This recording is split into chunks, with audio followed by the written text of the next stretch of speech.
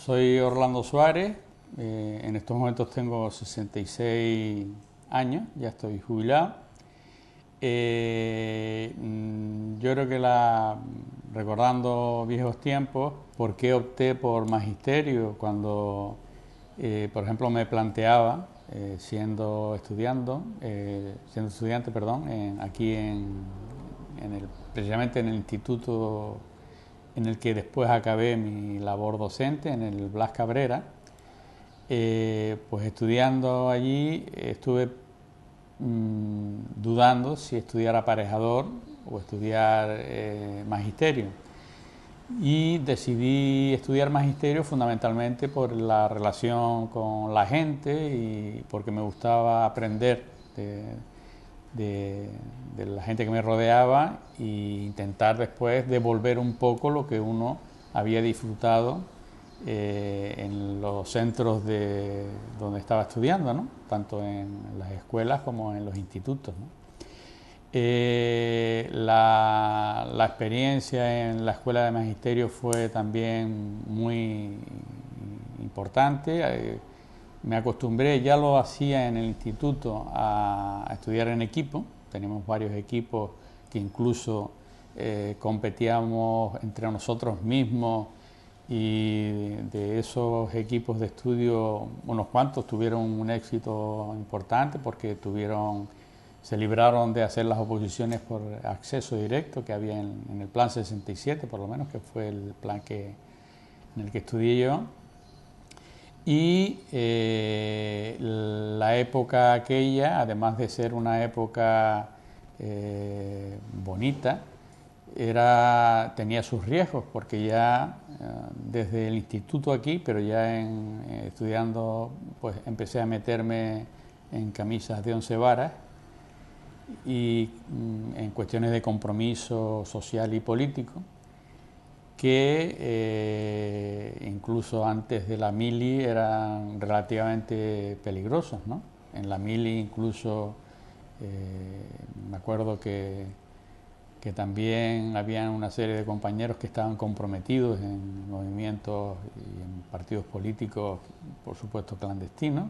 Precisamente estando en la mili fue cuando murió el anterior jefe del Estado, el caudillo, ¿no?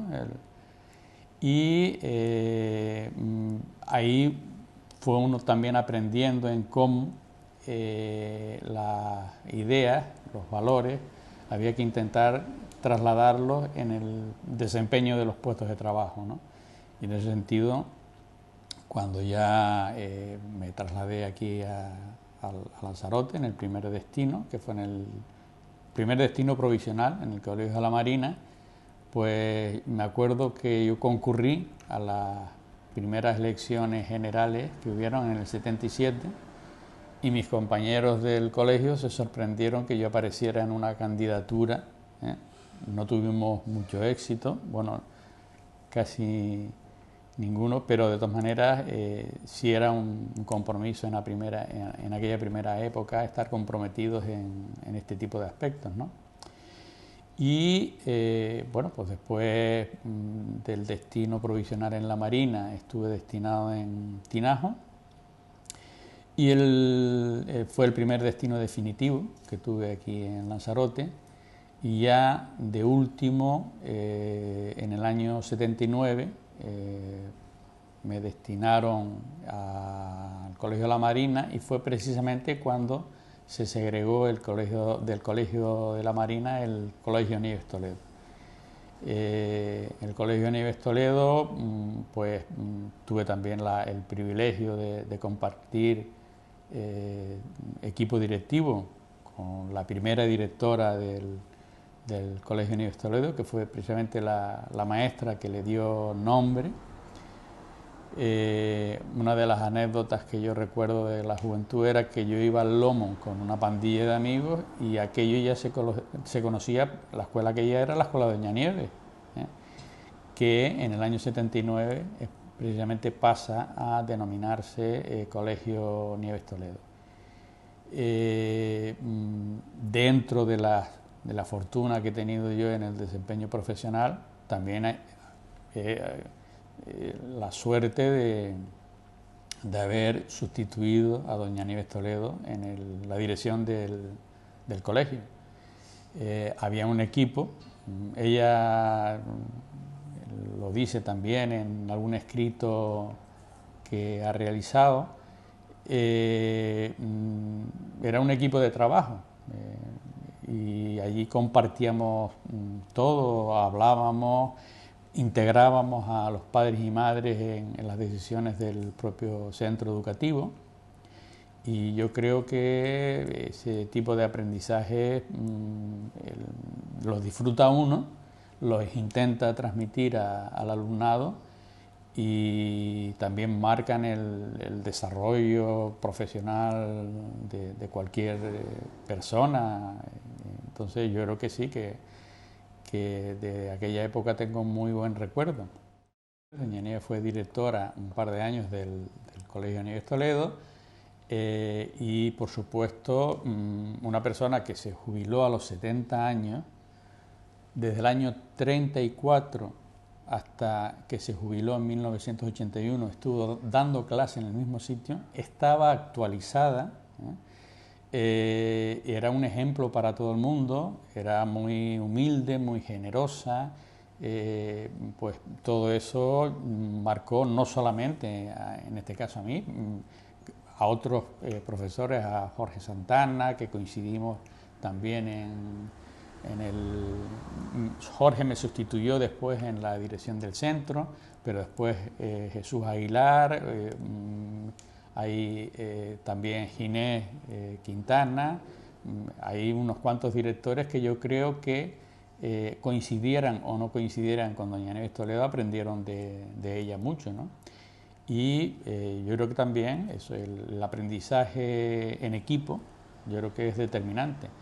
Incluso yo recuerdo poner de ejemplo cómo actuábamos en el Nieves Toledo en relación a quienes conformaban el equipo directivo y cómo, bueno, pues cuando uno ha cubierto una etapa en el equipo directivo, después pasaba a otro.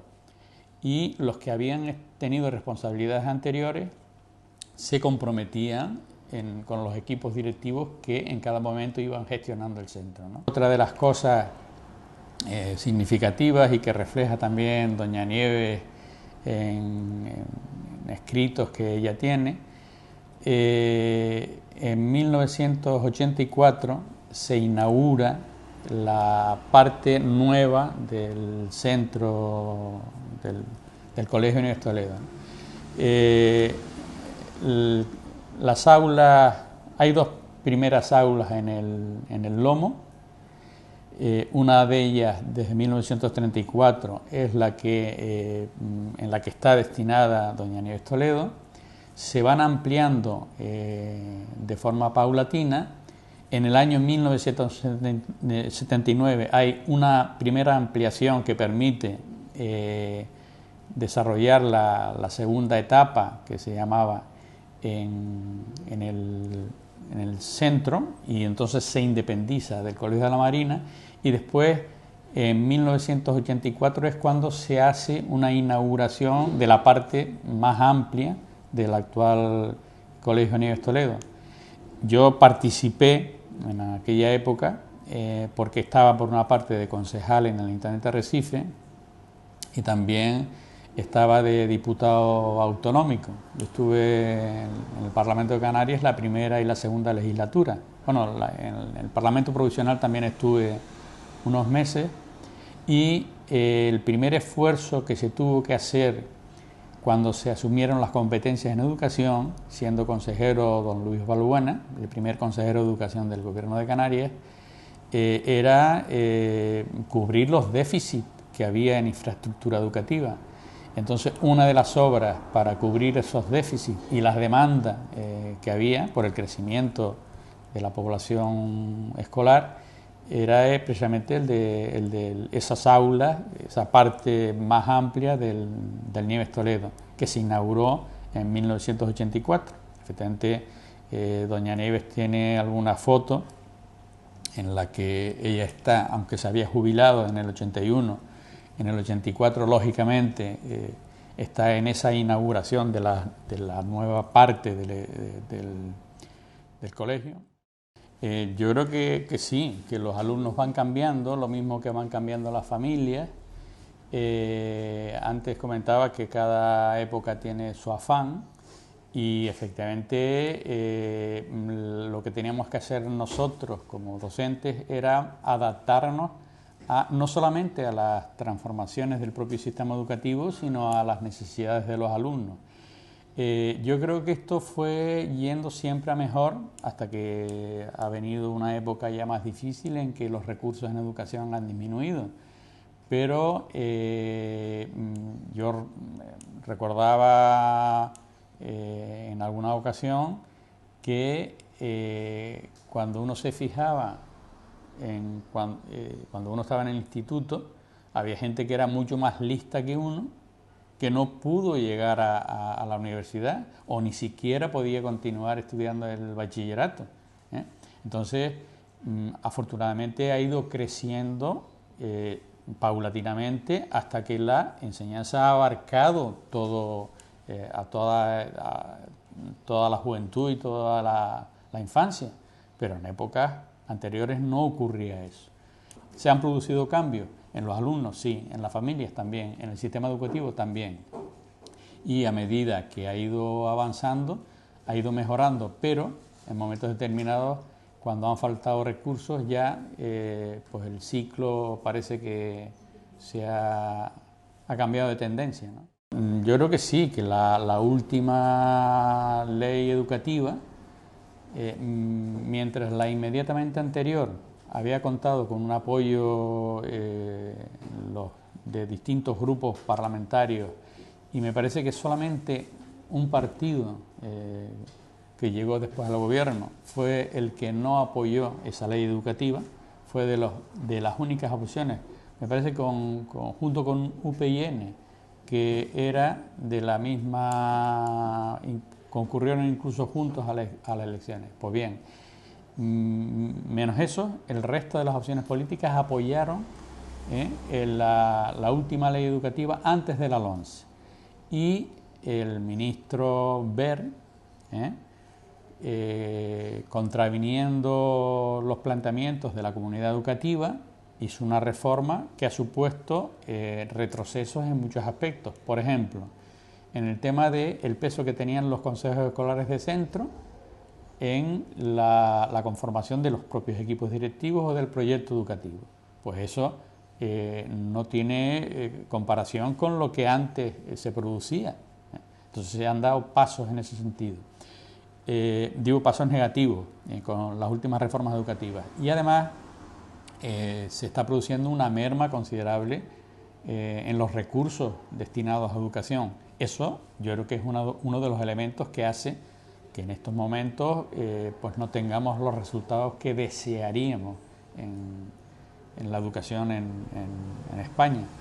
Otra de las cosas que el último ministro de Educación de la época en la que presidía el gobierno José Luis Rodríguez Zapatero, que fue Ángel Gabilondo, intentó por todos los medios una cosa que es necesaria, que es un pacto educativo, que se habían negado a firmar anteriormente los de alguna opción política conservadora. Pues bien, eso se frustró, ese pacto se frustró en palabras de Cospedal, porque resulta que llegaban después unas elecciones y ellos tenían en perspectiva ganar las elecciones y efectivamente no hicieron el pacto educativo que otras fuerzas políticas, pero no otras fuerzas políticas, sino los representantes del profesorado, los representantes del alumnado, los consejos escolares autonómicos, el Consejo Escolar del Estado, estaban todos de acuerdo con un pacto educativo.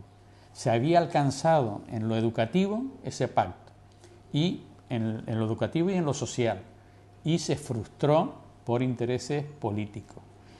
Lamentablemente, no sé si será posible volver a esa idea, pero la comunidad educativa lo está reclamando.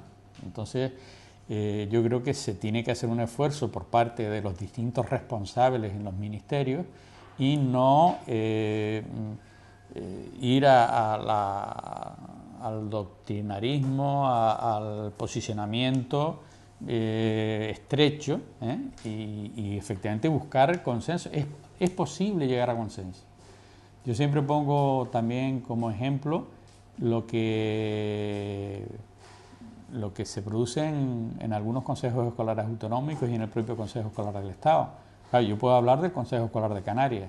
En el Consejo Escolar de Canarias, bueno, que tiene una labor fundamentalmente es un consejo consultivo. Los informes que emite dependen de la normativa, de la ley, son preceptivos pero no son vinculantes. Pues allí es posible alcanzar consensos los representantes de los titulares de centros privados, los representantes de la administración pública, los representantes del profesorado, de la universidad, de las cámaras de comercio, de los ayuntamientos, de los cabildos, y es posible hacerlo. Se ha hecho y ese tipo de aprendizajes de partir de lo común para después provocar acuerdos de interés general es una de las cosas que falta y ha faltado por parte de alguna administración educativa. Dentro de las suertes que he tenido en mi desempeño profesional, ha sido representar al profesorado en el Consejo Escolar de Canarias, y yo creo que por haber estado el tiempo que estuve en los equipos directivos del Consejo Escolar, tuve 7 años de vicepresidente y 8 de presidente, es por lo que el ministro de aquella época, que efectivamente me parece que fue un excelente ministro, que intentó llegar a ese pacto educativo, pues me concedió la encomienda de Alfonso X el Sabio. Pero vamos, yo creo que es por el trabajo, no mío, sino del propio Consejo Escolar. Yo creo que es un reconocimiento, o era un reconocimiento, al Consejo Escolar de Canarias, porque efectivamente también el Consejo Escolar de Canarias tiene sus singularidades. Es el único consejo escolar autonómico y del Estado cuyo equipo directivo es elegido de entre los miembros del Consejo Escolar. Entonces eso le da una independencia tremenda, ¿no? Y la dinámica, yo también lo pongo como ejemplo, que una representante de los centros concertados vaya a hablar en nombre del conjunto del Consejo Escolar de Canarias, porque efectivamente sabe que ella lo que tiene que hacer en una intervención de unas características cuando va representando al Consejo es representante del Consejo y no de su sector, se eleva sobre su representación sectorial y representa a todo el Consejo. Digo este ejemplo, pero digo también el de representantes de alumnos, miembros del Consejo que representan al Consejo Escolar de Canarias en instancias importantes, ¿no? Bueno, pues ahí todo el mundo sabía que tenía que aprender de los demás, no considerarse poseedor de ninguna verdad absoluta e ir conformando la opinión general con la que escuchaba en el resto de los compañeros. Entonces, eso también comporta un aprendizaje tremendo. O sea, mi paso por el Consejo, yo no terminaré nunca de agradecerlo, ¿no? A los compañeros porque se lo ofrecieron a otros compañeros profesores que si querían representar al profesorado en el Consejo Escolar de Canarias y no quisieron o renunciaron, yo digo, bueno, yo seguro que aprenderé algo.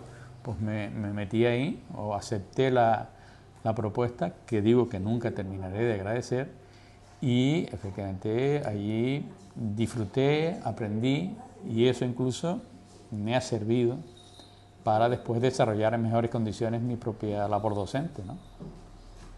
Sí ha ido evolucionando, y yo creo que en estos momentos falta valoración a los docentes. el esfuerzo que hacen muchas veces no es correspondido o la propia sociedad no lo valora como yo creo que lo debe valorar, ¿no? Yo creo que es ponerte en el lugar del alumno, intentar empatizar lo más posible, intentar ilusionarlos con lo que estás intentando transmitir, y yo creo que se puede aprender al mismo tiempo que se puede disfrutar. Yo también suelo contar una anécdota de cómo es conveniente que se impliquen los alumnos en el desarrollo de las propias clases o en las dinámicas de las clases o del aula, ¿no? En uno de los últimos cursos donde estuve de tutor, me acuerdo que la jefa de estudios de la época me decía: mira, Orlando, que ya tienes que entregar el nombre del delegado de curso porque dentro de poco tenemos la reunión de la junta de delegados de curso, ¿eh? Y yo le decía: mira, espera un poquitito porque no he terminado el proceso. El proceso que yo hacía era, primero, en una clase de tutoría, que los chicos recordaran los delegados de cursos que habían tenido en épocas anteriores, ¿no? Si tenían capacidad para hablar con el profesor, si defendían los intereses de un grupito de amigos o de la generalidad de la clase, si efectivamente se solidarizaban con los distintos problemas que surgían. Entonces ellos empezaban a ver qué era un delegado de curso. Me acuerdo que concretamente en lo que estoy ahora recordando, hasta los matadillos, por decirlo de alguna manera, no es un término correcto, pero bueno, votaron por la misma delegada de curso, que entre otras cosas era una chica de sobresalientes en prácticamente todas las asignaturas. Entonces, llevando los procesos de forma adecuada, intentando transmitir al alumno lo importante que son las cosas, no solamente lo que estás enseñando, sino las dinámicas que entre ellos se tienen que establecer. Bueno, pues esta delegada de curso era un ejemplo y se llevaba con todo el mundo, ¿eh? Era muy simpática, llegaba a toda la gente, ¿no? Y claro, que todo el mundo acepte a una persona porque efectivamente ha reflexionado cuál es el papel de esa persona en el interés general de la clase es importante, ¿no? Entonces yo creo que estas cosas son las que te facilitan después el desempeño profesional. Otra de las suertes que he tenido, cuando la Consejería de Educación decide empezar a crear los centros del profesorado, tiran de los que habían estado de directores en algunos centros educativos. Entonces les preguntan a otros directores y no quisieron hacerse cargo o no estaban entretenidos en su propio trabajo, estaban ocupados en su propia dirección y no aceptaron entrar a esa experiencia nueva que era la creación de los centros de profesores. Entonces fui el primer director gerente del centro de profesores de Lanzarote, junto con los dos que habían. O sea, entramos al mismo tiempo, el centro de profesores de La Laguna, el centro de profesores de Gran Canaria y el de Lanzarote.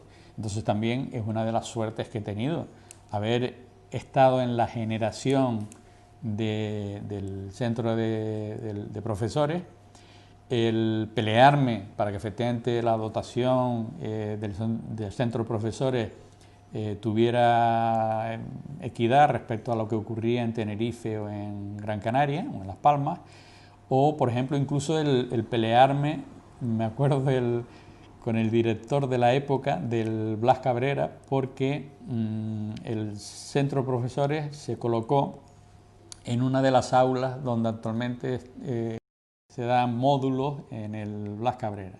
Pues claro, el director del Blas quería aquel espacio para sus necesidades y me acuerdo que me tocaba pelearme con él porque yo necesitaba aquel espacio también para el centro de profesores, que lo compartíamos también con compensatoria, o sea que era lo que había. estaban empezando a cubrir los déficits en infraestructuras. Después, lógicamente, el Centro Portugués tiene ahora su espacio al lado de la Escuela de Idiomas, pero bueno, en la época en la que empezamos nos costó trabajo, tanto en cuanto a vencer las resistencias de algunos compañeros que querían ese espacio en el propio Blas Cabrera, en el Instituto Blas Cabrera, como el tener igualdad de trato con relación a Gran Canaria y Tenerife. Sí, también la conozco y bien, es un reconocimiento que se hace a la labor docente o a la implicación en cuestiones educativas, y yo también he tenido la fortuna de, junto con Lucía Olga, que era directora de un centro educativo, una directora muy comprometida, muy dinámica, que actualmente tiene responsabilidades en una institución, en el Cabildo Insular, pues compartir con ella el tema de la Viera y Clavijo por la parte que correspondía a Lanzarote ha sido también un orgullo y una satisfacción. Entonces, yo creo que también eso tiene que ver fundamentalmente con el trabajo del Consejo Escolar. O sea, que yo creo que también ese reconocimiento es un reconocimiento al Consejo Escolar de Canarias. Yo siempre me he considerado una persona afortunada. Donde me he metido, sí es verdad que he clavado codos, menos la primera época de estudiante, que no estudiaba mucho. Yo llegué a sexto de bachillerato, por eso repetí algún curso, sin coger un libro en mi casa. Yo no me fugaba de clase, con lo que escuchaba iba escapando. Pero claro, llega un momento en que tú tienes que clavar codos y eso me pasó factura. Pues después de eso descubrí lo bonito que podía ser aprender, y entonces me transformé. O sea, tuve una especie de reconversión que me ha dado resultados tanto desde el punto de vista académico como después de poder disfrutar de lo que uno eligió como profesión, ¿no? Entonces, anécdotas, ¿no? Bueno, que he sido una persona, me he sentido muy feliz trabajando, y porque he trabajado también en lo que elegí. Tuve distintas opciones, yo creo que opté por la que mejor me podía hacer feliz, y eso yo creo que se ha alargado hasta el momento presente, más o menos.